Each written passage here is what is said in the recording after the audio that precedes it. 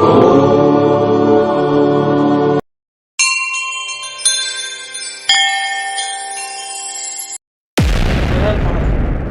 মহাকাল, জয় মা ভবানী। নমস্কার, আমাদের মন্ত্রতন্ত্র রিলেটেড ইউটিউব চ্যানেল অনাথের নাথে আপনাদেরকে স্বাগত। তো আজকে যে বিষয়গুলো নিয়ে কথা বলবো, আগে যে ভিডিওগুলো দিয়েছি সেগুলোতে বশীকরণ, বিচ্ছেদ, নানান রকম ভিডিও আপনারা দেখেছেন আমাদের চ্যানেলে। তো আজকে অনেকদিন পর একটা নতুন বিষয়ক ভিডিও, যেটা হচ্ছে নকশা, মানে যে বিষয়টা মানে আমাদের স্বাস্থ্যসম্মতভাবে যন্ত্র বলি আমরা, যেগুলোকে মানে কোনো কাগজের মধ্যে লেখে, কোনো ভোজপাতার মধ্যে লেখে, বা ধরুন কোনো পাত্রের ওপর, কোনো মানে ধরুন কোনো ধাতুর ওপর লিখেও সেগুলোকে ব্যবহার করা যায়। এটা একটা বড় বিজ্ঞান, ঠিক আছে? এই বিষয়টা নিয়ে অনেক শাস্ত্রে আলোচনা আছে, আমাদের তন্ত্র রিলেটেড অনেক আলোচনা আছে এই বিষয়গুলো নিয়ে। তো আজকে যে বিষয়টা আলোচনা করব সেটা হচ্ছে যে বশীকরণের বিশেষ বিশেষ 3টে নকশা আর বিচ্ছেদের 3টে বিশেষ বিশেষ নকশা আমি দিচ্ছি। যারা তান্ত্রিক আছে, যারা আমাদের চ্যানেল অনেক দিন ধরে দেখছেন, ফলো করছেন, তারা জানবেন। তো এইগুলো প্রথমে বলে রাখি, নকশা বা এই ধরনের যন্ত্রম তৈরি করতে গেলে বিশেষ কিছু নিয়ম শৃঙ্খলা আছে, সেগুলো পালন করতে হবে, তবেই সেই নকশা যন্ত্রমগুলো কাজে লাগে। প্রথম হচ্ছে প্রাণ প্রতিষ্ঠা, মানে যে কোনো যন্ত্রম বা নকশাকে প্রথমে প্রাণ প্রতিষ্ঠা করতে হয়, তাহলে সেটা সক্রিয় হয়। তাতে যে কোনো যন্ত্রম বা নকশা হতে পারে। দ্বিতীয় হচ্ছে নাম। যন্ত্রম বা নকশা লেখার পর সেই জায়গাতে, আপনার নিচে জায়গাতে আপনাকে নাম লিখতে হবে, যার জন্য করছেন বা যেভাবে যে যন্ত্রের বিষয়টা থাকবে, তো সেই নামগুলো লিখতে হবে। তারপরে যেটা হচ্ছে বিশেষ খেয়াল রাখতে হবে, সেটা হচ্ছে যে যন্ত্রমটা কোন কালিতে লিখবেন, কীভাবে লিখবেন, কোন সাদা কাগজে লিখবেন, না ভোজ্যপত্রের উপরে লিখবেন, না কিসের উপরে লিখবেন, সেটা ভালোভাবে আপনাকে জানতে হবে, বুঝতে হবে, তারপরে জিনিসটা করতে হবে। তো চলুন আমি বলে রাখি, আজকে প্রথমে হচ্ছে বিশেষ 3টে বশীকরণের নকশা দেবো, যেগুলো আমি কাজ করেছি এবং কাজগুলো সফল হয়েছে, আর 3টে বিচ্ছেদ। তো এগুলো কেউ খারাপ কাজে ব্যবহার করবেন না। যন্ত্রম বা কোনো নকশা সবসময় তাড়াতাড়ি কাজ করে, তুরন্ত। তো এই জন্য এগুলো এত খতরনাক একটা বিদ্যা, যেগুলো আপনি অন্যায়ভাবে যদি ব্যবহার করেন, আপনার কাজ হবে না, প্রথম কথা আপনি তো জানেন। আর আমার অনুমতি অন্যায়ভাবে এই যন্ত্রগুলো বা নকশাগুলোকে ব্যবহার করার জন্য নেই। যেখানে মানুষের উপকার হবে, যে কাজগুলো করলে কোনো ফ্যামিলি বাঁচবে, কোনো মা বাবার চোখের জল মুছবে, সেই সব জায়গায় এগুলো ব্যবহার করবেন, তাহলে এগুলো আপনার কাজে লাগবে। তো চলুন শুরু করি। প্রথমে আমি একটা নকশা আপনার স্ক্রিনে দিয়ে দিচ্ছি, এই নকশাটা দেখে নিন।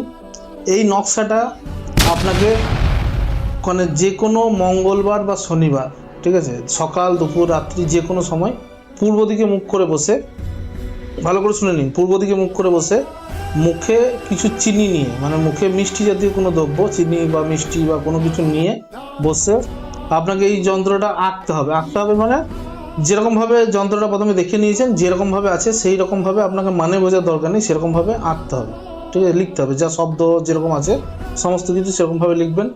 নিচে যাকে বশীকরণ করবেন তার নাম আর তার মায়ের নাম লিখবেন, ঠিক আছে? নিচে যন্ত্রটা নিচে যাকে বশীকরণ করবেন তার নাম আর তার মায়ের নাম লিখবেন। লেখার পর এই যন্ত্রটা 3টে আঁকতে হবে, 3টে আপনাকে। একটা আপনাকে করতে হবে কি, যে কোনো 3 ধাতুর কবচ, সেই 3 ধাতুর কবচের মধ্যে একটা যন্ত্র ভরে নিতে হবে। তারপর মোম দিয়ে সিল করে সেই যন্ত্রটা আপনি ডান হাতে, ছেলে হলে ডান হাতে আর মেয়ে হলে বাঁ হাতে বাঁধবেন। আর একটা যন্ত্র আপনি কোনো শ্মশান বা কবরস্থানে গিয়ে আপনাকে পুঁতে দিতে হবে, মাটি মানে কাছাকাছি শ্মশান বা কবরস্থানের কাছাকাছি জায়গায় পুঁতে দিতে হবে। আর একটা যন্ত্র যাকে আপনি ভালোবাসেন তার ঘরের যদি সুযোগ সুবিধা থাকে, তার দরজার কাছাকাছি বা সে যে রাস্তায় পার হয়, পারাপার করে, সেই রাস্তায় পুঁতে দিতে হবে। এটা করলে একটা মঙ্গলবারে যদি করেন, আশা করি তার পরের মঙ্গলবার বা শনিবারের মধ্যে কাজটা কমপ্লিট হয়ে যাবে। যদি না হয় তাহলে আবার শনি মঙ্গলবারে আবার এইরকম পদ্ধতিতে এইভাবে করতে হবে। তো যন্ত্র বা এরকম নকশা কোনোদিন মিথ্যা বা বিফল হয় না, আপনি করে দেখবেন। এটা তো আমি করেছি এবং কাজ হয়েছে। অনেক লোকে আমার কাছে মেসেজও আছে, যারা কাজ পেয়েছে তারা বলেছে, হ্যাঁ দাদা অনেক কষ্টে ছিলাম, কাজ হয়েছে। সেই যন্ত্রটা আমি মানে গুরুমুখী বিদ্যা এগুলো, তো সেই বই থেকে আমি যে যন্ত্রটা আছে সেটা পুরোপুরি তুলে আপনাকে দেখিয়ে দিচ্ছি, সেরকমভাবে আপনি করবেন। এটা হলো একটা। আরেকটা যন্ত্র আমি দেখুন দেখাচ্ছি, বশীকরণের বলছি 3টে প্রথমে, তারপর বিচ্ছেদের বলবো। আরেকটা যন্ত্র আমি স্ক্রিনে দেখাচ্ছি। এই যন্ত্রটার নিয়ম হচ্ছে, আপনাকে যে কোনো শনি বা মঙ্গলবার দিন সেম রাত্রির দিকে মুখে কোনো মিষ্টি জিনিস নিয়ে বসে, উত্তর দিকে মুখ করে বসে লাল কালির পেন দিয়ে ভোজ্যপত্রের উপর, যে কোনো সাদা কাগজের উপর বা ভোজ্যপত্রের উপর নকশাটা আঁকবেন।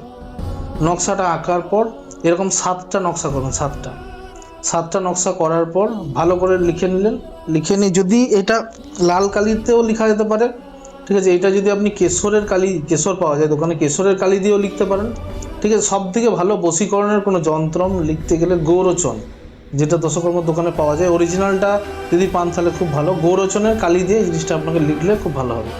সেই যন্ত্রটা এঁকে সেটা যে কোনো পূর্ণিমার দিন, যদি আপনি এটা মানে যদি অমাবস্যা মানে শনিবার মঙ্গলবার তো করলে খুব ভালো হয়, পূর্ণিমার দিন করলে বিশেষ ভালো হবে। 3টে আপনাকে আঁকতে হবে যন্ত্রম, যে কোনো একটা আপনাকে হাতে ধারণ করতে হবে, একটা আপনি যেখানে ঘুমান সেই বালিশের নিচে রাখতে হবে। ঠিক আছে। যন্ত্রমটা কবজের মধ্যে ভরেও রাখতে পারেন, ডাইরেক্টও রাখতে পারেন। আরেকটা যন্ত্রম আপনাকে রাতে, শনিবার মঙ্গলবার সেই দিনে রাতে আগুনে পোড়াতে হবে। তাহলে এই যন্ত্রমটা কাজটা বুঝতে পারলেন, এই যন্ত্রমটা কীভাবে আঁকতে হবে, কীভাবে করতে হবে, হলো দুটো যন্ত্রম। আচ্ছা, এবার আরেকটা যন্ত্রমের ছবি দেখাচ্ছি, আরেকটা নকশার ছবি দেখাচ্ছি। এটা হচ্ছে একটা মানে খুব মানে পাওয়ারফুল একটা নকশা। এই নকশাটা এঁকে আপনাকে আঁকতে হবে কীরকমভাবে, মানে ওই শনি মঙ্গলবার বা সোমবার শুক্রবার যে কোনো দিন আপনি আঁকতে পারেন যন্ত্রমটা। আপনাকে গৌরচনের কালি বা কেশরের কালি, এইসব কালি দিয়ে এটা আঁকতে হবে। আঁকার পর আপনাকে মুখে কিছু মিষ্টি জাতীয় দ্রব্য রেখে এই জিনিসটা আঁকতে হবে। আঁকার পর নিচে যেরকম সেম নিয়ম, নিচে যাকে বশীকরণ করবেন তার নাম, তার মায়ের নাম লিখতে হবে।